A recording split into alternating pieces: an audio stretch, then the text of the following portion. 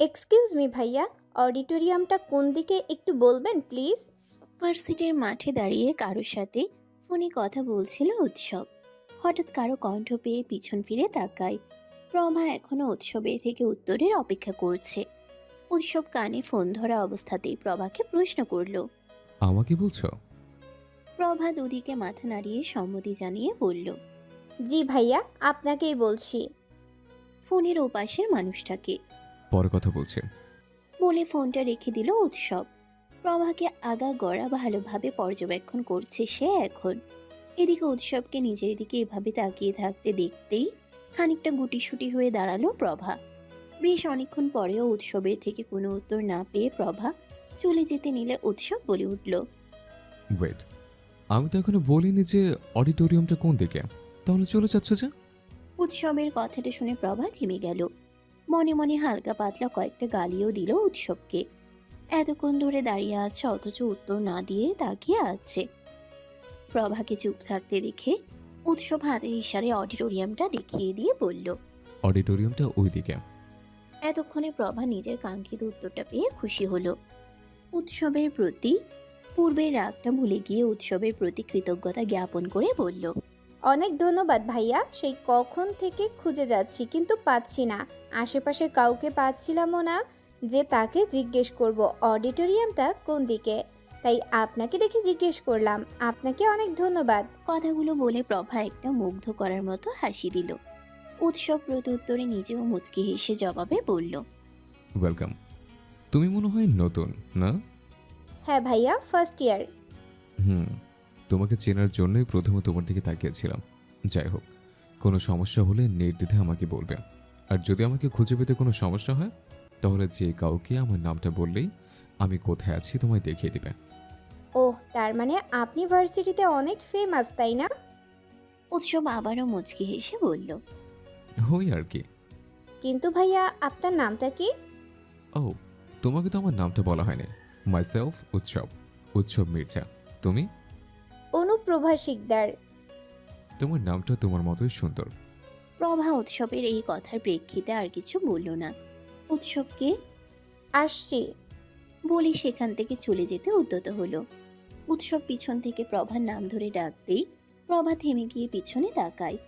উৎসব আরো একবার তাকে মাথা থেকে পা পর্যন্ত দেখে নিয়ে মুখে হালকা হাসি এনে সম্মোহনী গলায় বলল, You're looking so gorgeous, just like a Barbie doll. Barbie doll. উৎসবের কথাটা প্রভার কাছে বেশ অদ্ভুত ঠেকল। প্রথম পরিচয়ে কেউ এভাবে বলে নাকি? অবশ্য উৎসবের সম্বোধনটা ভুল নয়। হালকা গোলাপি গাউনের সাথে সাদা ওড়না, গলায় সাদা মতি পাথরের চোকার, কানে ও হাতে সেম পাথরের ছোট টপ আর ব্রেসলেট। দুই কানের পিছন থেকে অল্প চুল নিয়ে মাথার পিছনে ম্যাচিং গোলাপি রঙের কাঁকড়া দিয়ে আটকিয়ে বাকি চুলগুলো পিঠের উপরে ছেড়ে দেওয়া। সামনে আবার ছোট ছোট কিছু চুল স্বাধীনভাবে সারা মুখে বিচরণ করছে। মাঝে মাঝে প্রভা আবার বিরক্ত হয়ে সেগুলোকে কানের পিঠে গুজে দিচ্ছে। ফর্সা গোলগাল মুখ, মায়াবী দুটো চোখ, কোনো প্রসাধনী ছাড়া যেন আরো বেশি আকর্ষণীয় হয়ে উঠেছে ঠোঁটে হালকা গোলাপি লিপস্টিক। সব থেকে বেশি আকর্ষণীয় হলো থুতনির ঠিক মাঝখানটার ছোট্ট একটা তিল। সব মিলিয়ে প্রভাকে আস্ত একটা বারবি ডলি যেন লাগছে। প্রভা এবারেও উৎসবের কথার কোনো জবাব না দিয়ে সেখান থেকে অডিটোরিয়ামের উদ্দেশ্যে চলে গেল।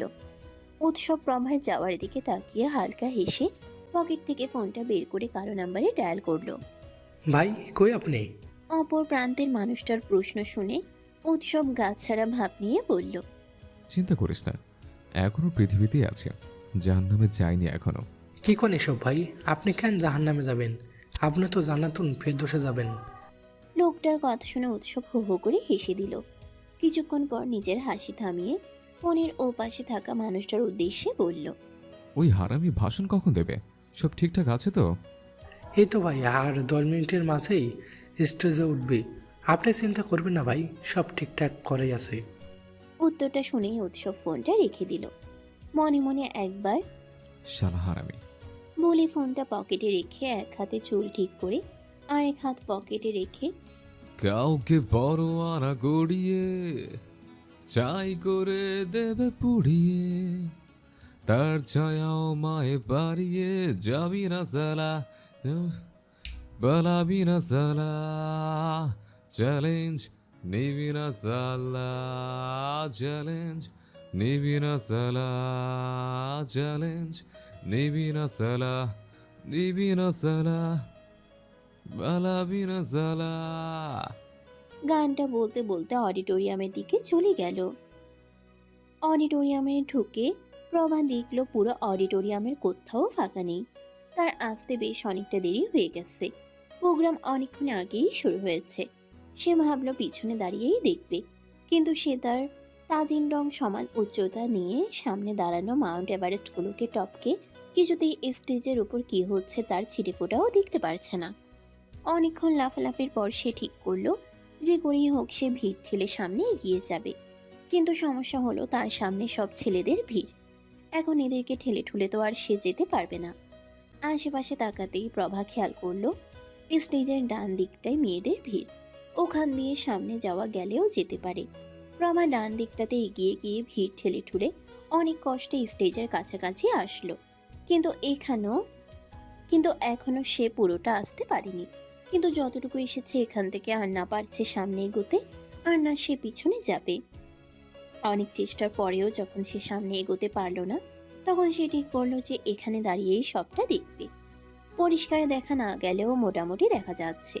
প্রভার ঠিক সামনে দাঁড়ানো মেয়েটা তার পাশে দাঁড়ানো মেয়েটাকে বলল, এই এখান থেকে এখন চল, এরপর তো নিবিড় স্টেজে উঠবে। এখান থেকে ভালোভাবে ওকে দেখা যাবে না, চল ওই দিকটায় যাই। কথাগুলো বলেই প্রভার সামনে দাঁড়ানো কয়েকটা মেয়ে সেখান থেকে চলে গেল। এতক্ষণে প্রভা যেন স্বস্তির নিঃশ্বাস নিল। এই ভিড়ের মাঝে দাঁড়িয়ে থেকে তার যেন দমটাই বন্ধ হয়ে যাচ্ছিল। মেয়েগুলো চলে যেতেই প্রভা সামনে গিয়ে দাঁড়ালো। এবার পরিষ্কার দেখা যাচ্ছে স্টেজটা। হঠাৎই পিছন থেকে কারো ধাক্কা লাগায় প্রভা হুড়মুড়িয়ে সামনে পড়ে যেতে নিলে একটা বলিষ্ঠ হাত প্রভার হাতটা টেনে ধরে। একটুর জন্য প্রভা বেঁচে যায়, না হলে এই অডিটোরিয়ামেই তার সম্মানের দাফন হয়ে যেত। প্রভা নিজেকে সামলে নিয়ে সোজা হয়ে উঠে দাঁড়িয়ে অজ্ঞাত ব্যক্তিটিকে ধন্যবাদ জানানোর জন্য তাকাতেই তার চোখ জোড়া যেন আটকে গেল। কালো পাঞ্জাবি, হাতাটা কোনোই পর্যন্ত ফোল্ড করা, কালো জিন্সের প্যান্ট, হাতে কালো ঘড়ি, আর পাঞ্জাবির গলায় ঝুলানো সানগ্লাস।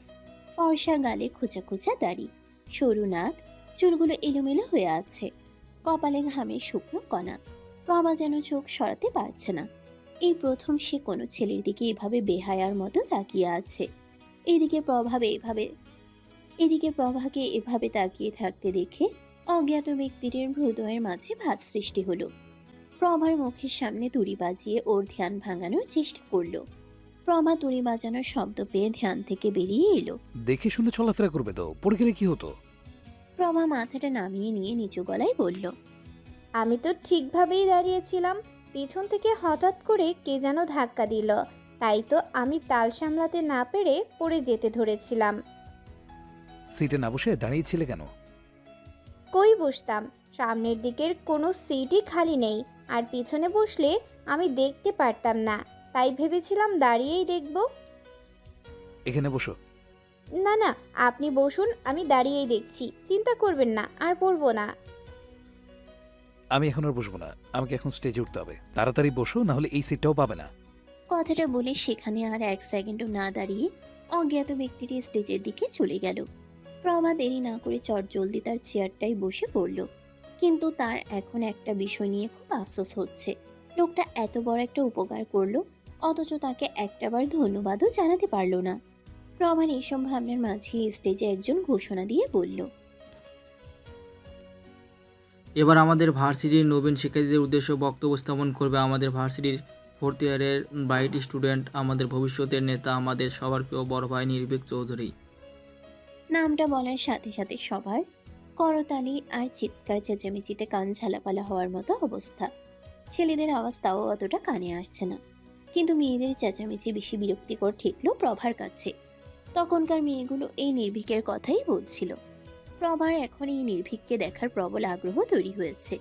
কে এই নির্ভীক চৌধুরী, যার কারণে সবার এত মাতামাতি, সেটা প্রভার খুব দেখতে ইচ্ছে করছে।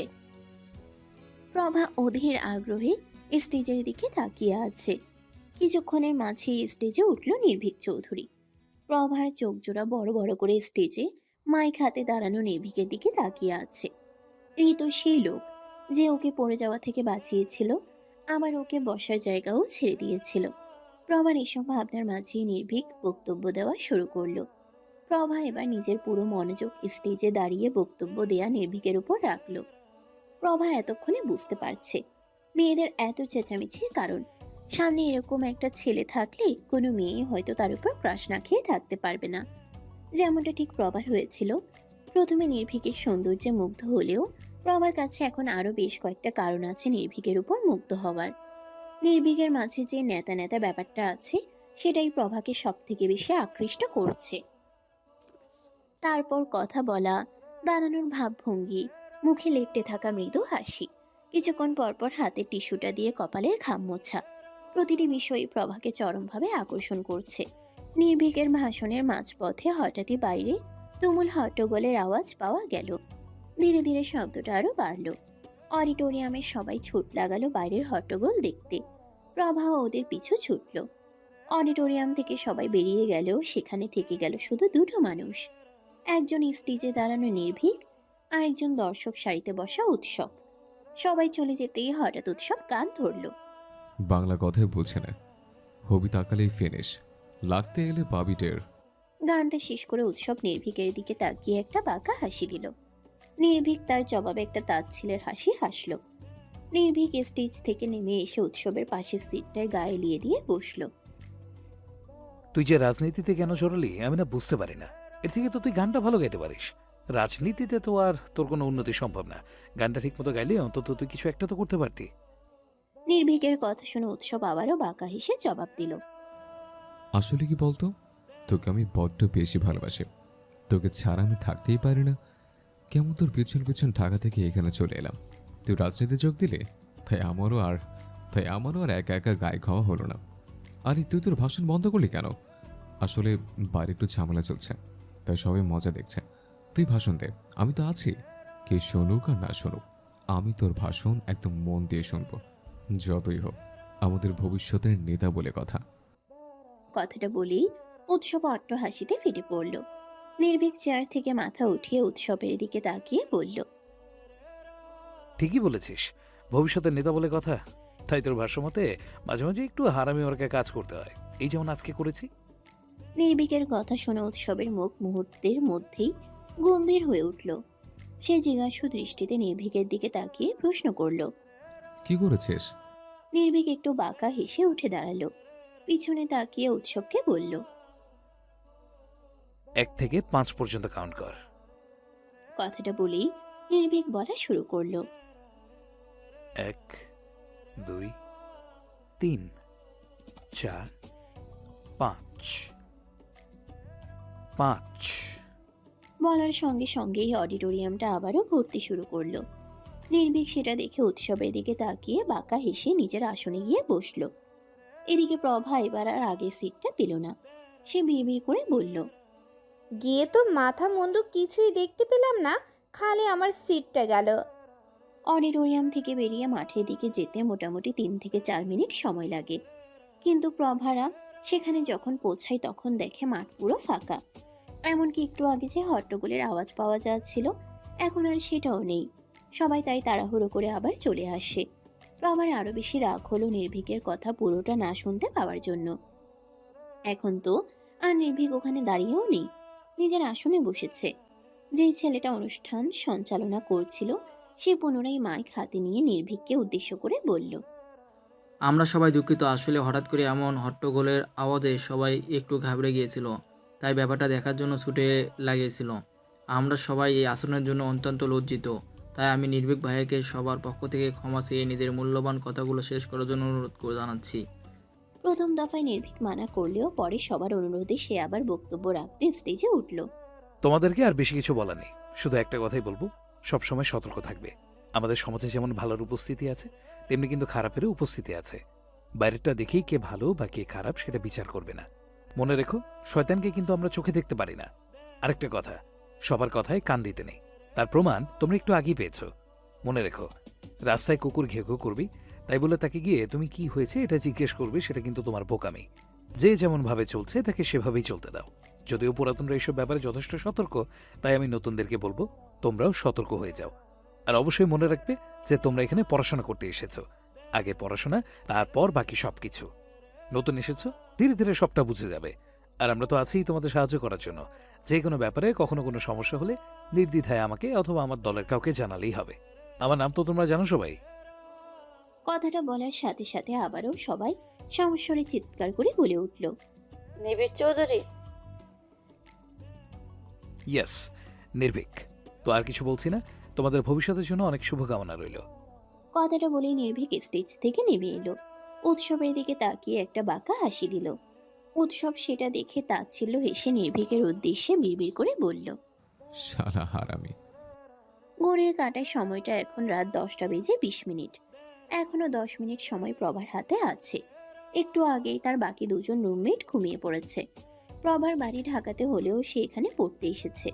তার পরিবারের তাকে নিজেদের কাছে রেখে প্রাইভেট ভার্সিটিতে পড়ানোর ইচ্ছে থাকলেও প্রভার একটাই কথা, যখন পাবলিক ভার্সিটিতে চান্স পেয়েছি তখন অযথা প্রাইভেট ভার্সিটিতে পড়বো কেন? শেষে তারা জেদের কাছে হার মেনে পরিবারও রাজি হয়ে যায়। এখানে এসে প্রভা কোনো মেসে বা হোস্টেলে ওঠেনি। এই পুরো ফ্ল্যাটটাই শিক্ষার্থীরা থাকলেও এটাকে মেস বলা ঠিক হবে না, কেননা মেসের মতো এখানে কড়াকড়ি নেই। নিজেদের খাবার দাবারের ব্যবস্থা নিজেদেরকেই করে নিতে হয়। বাড়ি ফেরার সময় নিয়েও কোনো কড়াকড়ি নেই। শুধু বাইরের কেউ বা কোনো ছেলেকে আনা যাবে না, এই একটা নিয়ম নিয়েই তুমুল কড়াকড়ি। সবাই তাই সেটা মেনেও চলে। প্রভারা এখানে একসাথে 3 জন থাকে। 3 জনই একই ভার্সিটিতে একই বর্ষে পড়ে, শুধু ডিপার্টমেন্ট আলাদা। রুমমেটদের ঘুমে বিঘ্ন সৃষ্টি হবে বিধায় প্রভা তার ফোনটা নিয়ে ব্যালকনিতে চলে আসলো। একটা মোড়া টেনে তার উপর বসে পড়ল। আকাশে আজ পূর্ণিমার চাঁদ উঠেছে। প্রভা খুব মনোযোগ দিয়ে চাঁদটাকে পর্যবেক্ষণ করছে। কি নিখুঁত, খুবই সাধারণ, কিন্তু তারপরেও সেই স্বাদের সৌন্দর্য থেকে মুখ ফেরানো যায় না। সৃষ্টিকর্তা কত যত্ন করেই না ওই চাঁদটাকে বানিয়েছে, যার রূপে প্রতিটা মানুষ আকৃষ্ট হয়।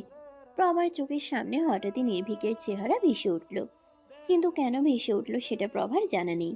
হয়তো এই চাঁদটার মতো নির্ভীকের সৌন্দর্য ওর মনে গেঁথে গেছে, হয়তো নির্ভীকের উপরেও তার মুগ্ধতা ছেয়ে গেছে।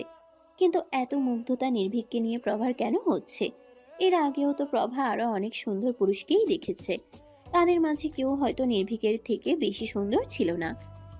এদের মধ্যে থেকে কয়েকজনের কাছ থেকে সে প্রেমের প্রস্তাবও পেয়েছে, কিন্তু কখনোই তাদের কাউকে প্রভার মনে ধরেনি। এমনকি দ্বিতীয়বারের জন্য কখনো তাদের চেহারাও প্রভার চোখের সামনে ভেসে ওঠেনি। তবে আজ কেন নির্ভীকের চেহারাটা প্রভার চোখের সামনে ভাসছে? নিজেকে নিজেই এই প্রশ্নটা করলো প্রভা। তার ভেতর থেকে একটাই উত্তর আসে, সবার অনেক মনে ধরলেও আমার হয়তো এই পুরুষটাকেই মনে ধরেছে। হঠাৎই ফোনের শব্দ পেয়ে প্রভার ধ্যান ভাঙে। কাঙ্ক্ষিত ফোন কলটি নিশ্চয়ই চলে এসেছে।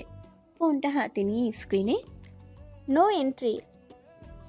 নামটা দেখেই প্রভার ঠোঁটজোড়া প্রশস্ত হলো। ফোনটা রিসিভ করতেই ওপাশ থেকে 3টে হাস্যোজ্জ্বল চেহারা ভেসে উঠল।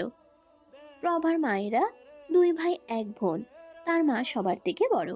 তার বড় মামার একমাত্র ছেলে তিসান শিকদার, আর তার ছোট মামার বড় মেয়ে প্রিয়না শিকদার, আর ছোট ছেলে প্রয়াস শিকদার। প্রভাও তার বাবা মার একমাত্র মেয়ে। পরিবারে তার মা সবার বড় হলেও ভাই বোনদের মাঝে প্রভাই সবচেয়ে ছোট। সবার বয়সের পার্থক্য যদিও খুব একটা বেশি নয়। প্রিয়না আর তিসান দুজনে প্রায় সমবয়সী। প্রভার থেকে 1 বছরের বড়, আর প্রয়াসের থেকে প্রভা 2 মাসের ছোট। পরিবারের একমাত্র বোনের আবার একমাত্র মেয়ে হওয়ায় সবাই মাত্রাতিরিক্ত আদর করে প্রভাকে। একমাত্র ফুফাতো বোন হওয়াতে ভাই বোনদের কাছেও প্রভার আদরের শেষ নেই। ফোনের ওপাশে থাকা 3টে হাস্যোজ্জ্বল মুখ, তিসান, প্রিয়না আর প্রয়াসেরই।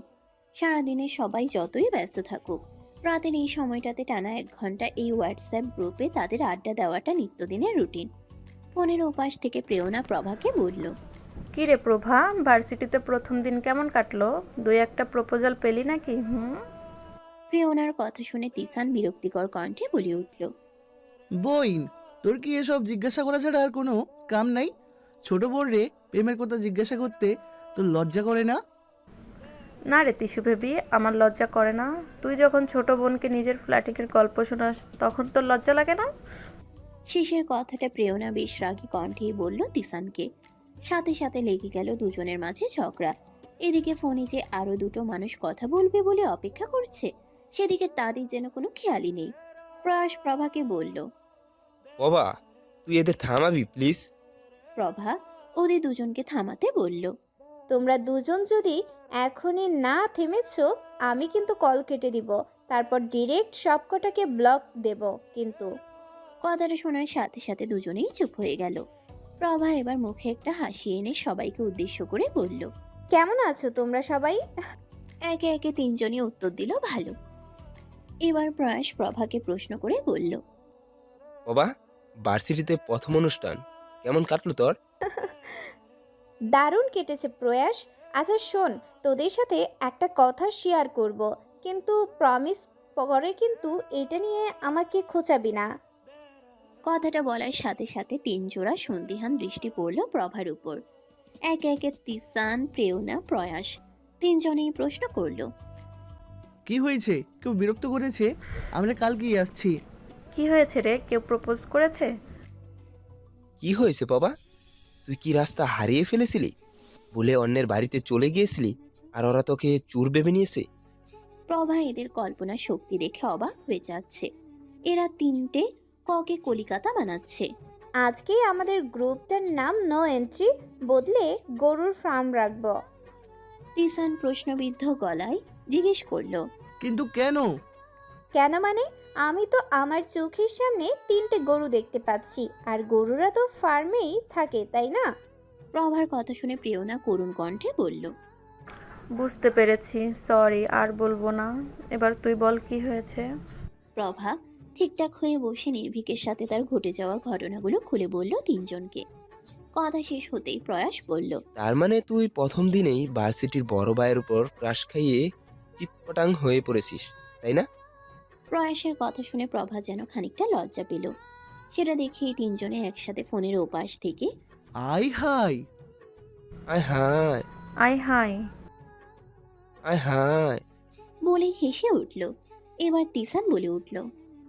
তা প্রভা বলতো দেখি, আমাদের একমাত্র দুলাভাই দেখতে কেমন? তিসানের কথা শুনে প্রিয়না খেকিয়ে উঠে বলল। ওই টিসুর বাচ্চা একমাত্র জামাই হবে কেন? আমারে কি তুই চোখে দেখিস না? তোকে আবার কে বিয়ে করবে? জেনে শুনে তো আর কেউ কুয়াতে ঝাঁপ দেবে না। প্রভা বুঝতে পারল যে আবহাওয়া আবারও গরমের দিকে যাচ্ছে, তাই সে পরিস্থিতি সামাল দিতে বলে উঠল। ওনার নাম নির্ভীক চৌধুরী, আর উনি দেখতে। প্রভাকে থামতে দেখে প্রেরণা তাড়া দিয়ে বলল। তাড়াতাড়ি বল, দেখতে কেমন? প্রভা আনমনেই কিছুক্ষণ ভাবল, কিন্তু নির্ভীকের সৌন্দর্যটা ঠিক কিভাবে বর্ণনা করবে সেটা বুঝতে পারল না। ওকে চুপ থাকতে দেখে তিসান বলে উঠল। বইন দেখতে কেমন সেটা জিজ্ঞাসা করেছি, তোর হানিমুনের জায়গা ঠিক করতে বলিনি যে এত সময় লাগছে। প্রভা এবার বলা শুরু করলো। সত্যি বলতে ওনার সৌন্দর্যের বর্ণনা দেওয়া আমার পক্ষে সম্ভব না। শুধু এটুকু বলতে পারি, এক দেখাতেই মুগ্ধ করার মতন। ওনার চোখে চোখ পড়লে যে কারো চোখ ওনার চোখে আটকাতে বাধ্য। ওনার হাসির দিকে তাকিয়ে থাকলে যে কারো হৃদয় থমকাতে বাধ্য। আর ওনার গলার স্বর যে শুনবে, তার সমস্ত পৃথিবী ওনার গলার স্বরে আটকাতে বাধ্য। ওনার সৌন্দর্য প্রকাশ করার জন্য হয়তো শব্দ কম পড়ে যাবে। পৃথিবীতে নিখুঁত নির্ভুল বলতে যদি কিছু থেকে থাকে, তাহলে সেইটাই হচ্ছে ওনার সৌন্দর্য। সূর্যের আলো চোখে পড়তেই ঘুমটা ভেঙে গেল প্রভার। আড়মোড়া ভেঙে উঠে বসলো সে। এই সকালবেলায় সূর্যের তেজটা খুব বেশি লাগছে প্রভার কাছে। দুপুর গড়াতে গড়াতে তেজটা আরো বাড়বে মনে হয়। প্রভা রুমের ভিতরে দুই পাশে তাকিয়ে দেখলো তার দুই রুমমেট সৌমি আর নাবা দুজনেই এখনো নাক ডেকে ঘুমোচ্ছে। প্রভা বিছানা থেকে উঠে ফ্রেশ হতে ওয়াশরুমে গেল। আজ ভার্সিটিতে প্রথম ক্লাস আছে, তাই সে দেরি করতে চায় না। তাই চটজলদি ফ্রেশ হয়ে এসে নিজের জন্য টোস্ট আর 1 কাপ কফি বানিয়ে খেয়ে নিল। রান্না বান্না প্রভার তেমন জানা নেই। টুকিটাকি কিছু রান্না ছাড়া সে আর কিছুই পারে না। এখানে যেহেতু নিজেদের খাবারের ব্যবস্থা নিজেদেরকেই করে নিতে হয়, তাই বাধ্য হয়েই প্রভাকে নিজের অপক্ষ হাতে রান্না করতে হলো। নাস্তা শেষে প্রভা আয়নার সামনে দাঁড়িয়ে নিজেকে আরেকবার ভালো করে দেখে নিল। পরনে তার সাদা কালোর মিশ্রণে তৈরি কুর্তি আর পায়জামা, গলায় কালো রঙের একটা স্কার্ফ, এক প্যাচ দিয়ে দুই ধারে ছেড়ে দেওয়া। চুলটা পনিটেইল করে বাঁধা। সবকিছু ঠিকঠাক আছে কিনা দেখে কাঁধ ব্যাগটা নিয়ে বেরিয়ে পড়ল। সৌমি আর নাবার নাকি দেরিতে ক্লাস আছে, তাই ওরা এখনো উল্টে পাল্টে ঘুমোচ্ছে। ভার্সিটিতে পৌঁছে রিক্সা ভাড়াটা মিটিয়ে দিয়ে ভিতরে প্রবেশ করলো প্রভা। ক্লাস শুরু হতে এখনো প্রায় 20 মিনিটের মতো দেরি আছে। প্রভা ভাবলো এই সময়টুকু সে ভার্সিটিটা ঘুরে দেখবে। মাঠের এক ধার দিয়ে হাঁটার এক পর্যায়ে কয়েকজন ছেলে প্রভার পথ আটকে দাঁড়ালো। প্রভার ওদেরকে দেখেই ভয়ে গলা শুকিয়ে এলো। এর হাব ভাব ঠিক সুবিধার লাগছে না প্রভার কাছে। প্রভা ওদেরকে পাশ কাটিয়ে চলে যেতে নিলে একটা ছেলে ওর সামনে হাত দিয়ে ওকে থামিয়ে দেয়। প্রভার ভয়টা আরো বেড়ে গেল। সে ছেলেগুলোকে জিজ্ঞেস করলো, কি সমস্যা?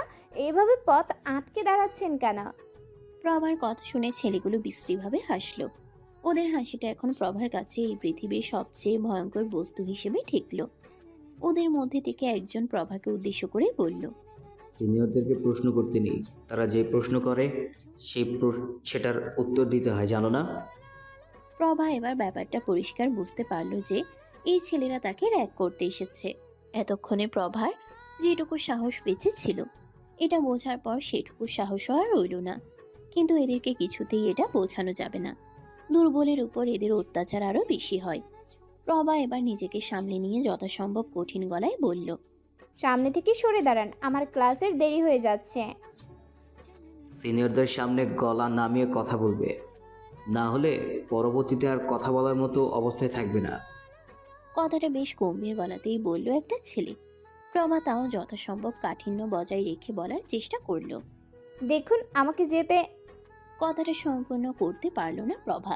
তার আগে একটা ছেলে ওকে জোরে একটা ধমক দিয়ে বলল, চুপ, বেশি বুলি ফুটেছে মুখে, তাই না? নতুন, তাই আমাদের সম্পর্কে কিছু জানো না। মেয়ে বলে কিছু বলছি না, ছেলে হলে না আমাদের সাথে জোর গলার কথা বলার শাস্তি হিসেবে এতক্ষণে হাসপাতালের উদ্দেশ্যে রওনা হওয়া লাগতো। প্রভার এবার ভয়ে কান্না পাচ্ছে। এরা যে কতটা খারাপ সেটা এদের কথা শুনেই আন্দাজ করা যাচ্ছে। প্রভা বুঝতে পারলো যে এদের সাথে গরম হলে চলবে না। তাই এবার প্রভা অনুরোধের স্বরে বলল, আমাকে যেতে দিন না প্লিজ। যেতে তো দেবই, তুমি তো আর আমাদের ব্যক্তিগত জিনিস না যে তোমাকে সাথে করে বাড়িতে নিয়ে যাব। কথাটা বলে ছেলেগুলো আবারও বিশ্রীভাবে হাসলো। প্রভা ওদের কথার মানে বুঝতে একটুও সময় লাগলো না। ছেলেগুলো আবারও প্রভাকে বলল, তোমাকে কঠিন কিছু করতে বলবো না, কিন্তু যেটা বলবো সেটা না করলে তুমি যেতে পারবে না। প্রভা কাঁপা কাঁপা গলায় প্রশ্ন করলো, কি করতে হবে আমাকে? ওই যে দেখছো ওখানে কয়েকটা মেয়ে দাঁড়িয়ে আছে না? কথাটা বলেই ছেলেটা ইশারায় তাদের থেকে বেশ অনেকটা দূরে দাঁড়ানো কয়েকটা মেয়েকে দেখালো। প্রভা সেদিকে দেখে একটা ঢোক গেলে বলল, হ্যাঁ পাচ্ছি। ওদের মধ্যে থেকেই যে কোনো একজনকে গিয়ে কিস করে এসো। যে সেই কিস না, লিপ কিস করতে হবে। কথাটা শোনার সাথে সাথে প্রভা চেঁচিয়ে বলে উঠল, কি? অসম্ভব! আমি একটা মেয়েকে এই আপনাদের কি আমাকে ওইসব মনে হয় যে আমি একটা মেয়েকে গিয়ে লিপ কিস করব? ছি, আমার বলতেও লজ্জা লাগছে। প্রভার উত্তর শুনে ছেলেগুলো গাছাড়া ভাব নিয়ে বলল, আমরা তো তোমাকে জোর করিনি, ইচ্ছে হলে কিস করবে, না হলে করবে না। কিন্তু হ্যাঁ, যতক্ষণ না কাজটা করছো তুমি শুধু এখান থেকে যেতে পারবে না। কথাগুলো বলেই সব কটা ছেলে ডেভিল মার্কা একটা হাসি দিল। এদিকে প্রভার অবস্থা করুণ। সে না পারছে এদের থেকে পিছু ছাড়াতে, আর না পারছে এদের কথা মেনে নিতে। তার অবস্থা এখন নাজেহাল। মনে হচ্ছে যে কোনো সময় কেঁদে ফেলবে। এই মুহূর্তে প্রভা ভীষণভাবে তার সাহায্যের জন্য কাউকে চাইছে, কিন্তু কেই বা এখানে তাকে সাহায্য করবে? সিনিয়রদের সাথে পাঙ্গা নেওয়ার ভুল কেউ করতে চাইবে না। প্রভা এখন মনে মনে উৎসব আর নির্ভীককে গালি দিচ্ছে। দুজনেই কালকে কত বড় মুখ করে বলল যে কোনো সমস্যা হলে তারা নাকি আছে। তো এখন কোথায় তারা? প্রয়োজনের সময় প্রভা একজনেরও দেখা পাচ্ছে না। প্রভা সাহায্যের জন্য এদিক ওদিক তাকাচ্ছে। হঠাৎই সে খেয়াল করলো উৎসবকে। কারোর সাথে ফোনে কথা বলতে বলতে সে মেইন গেটের দিকে যাচ্ছে। প্রভার ষষ্ঠ ইন্দ্রিয় তাকে বলছে যে এখন এই বিপদ থেকে তাকে উৎসবই বাঁচাতে পারে। প্রভা আগে পিছে কোনো কিছু না ভেবে জোরে জোরে চেঁচিয়ে উৎসবকে ডাকতে লাগলো, ভাইয়া, ও ভাইয়া, উৎসব ভাইয়া, প্লিজ ভাইয়া সাহায্য করুন, উৎসব ভাইয়া। প্রভার হঠাৎ এমন চিৎকার শুনে ছেলেগুলো খানিকটা ভ্যাবাচেকা খেয়ে গেল। এদিকে উৎসব ফোনে কথা বলতে বলতে হঠাৎ করে তার নাম শুনে আশেপাশে তাকিয়ে খোঁজার চেষ্টা করছে কে তাকে ডাকলো। ভার্সিটিতে তাকে এভাবে চিল্লিয়ে ডাকার কারো সাহস নেই, তাও আবার কোনো মেয়ে এভাবে সাহায্যের জন্য ডাকছে। উৎসব তার ডান দিকে তাকাতেই প্রভা হাত নেড়ে উৎসবকে ইশারা করলো। সে আরেক দফা চেঁচিয়ে বলল,